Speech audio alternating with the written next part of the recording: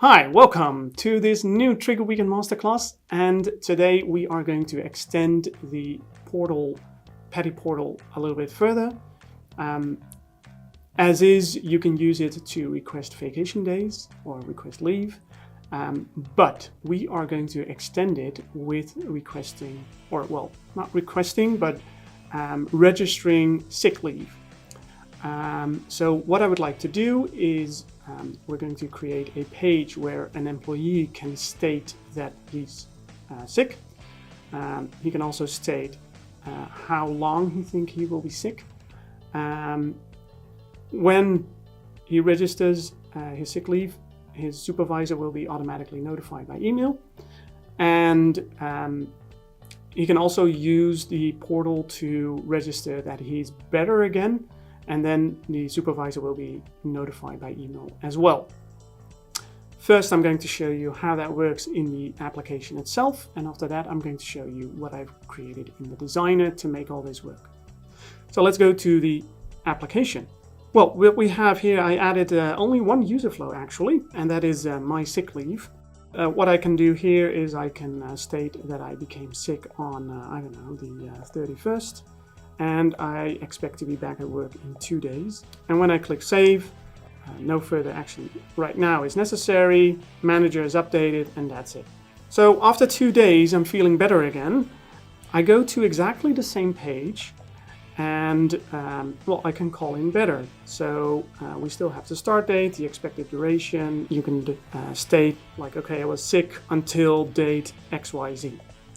3rd of April, and I also have to check the checkbox, yes, I'm feeling better. And the reason why we do that is that we don't want to have because we pre-fill these fields, you don't want to have people accidentally, how I don't know, but it happens, accidentally click save, and that it uses the current date while the person hasn't thought it through. So now they have to click this checkbox first to really express the fact that they're better again, and then press save.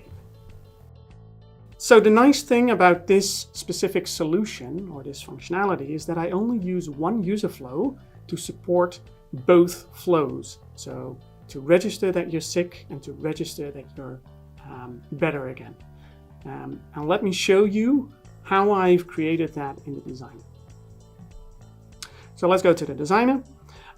First, of course, you need to create your data items, and we also need some flow parts. I'm going to show you the data item first, then the user flows, and after that the flow parts. So at the designer we have a data item which is called sick leave, as you can see here.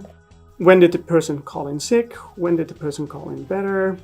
Which employee was it? Start date, end date, and the expected duration. So not that complicated at all. If we go to the user flows, we have my sick leave. And this is what I just explained with the two flows within the same flow.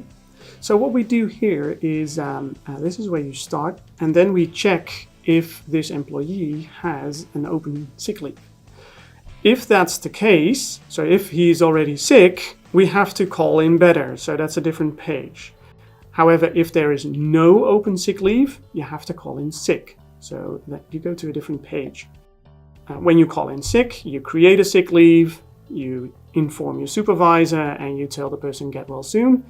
If the person is already sick and he's calling in better, you update the current sick leave, you notify the supervisor again, and you place a welcome back page.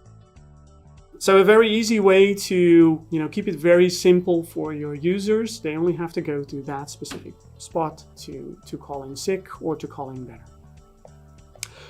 So how did we do that? Well, I'm going to show you two specific flow parts in this case. That's the check open sick leave, and I'm also going to show you the sick leave supervisor email.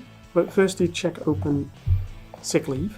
I have one input, that specific employee, aka the person who was logged in.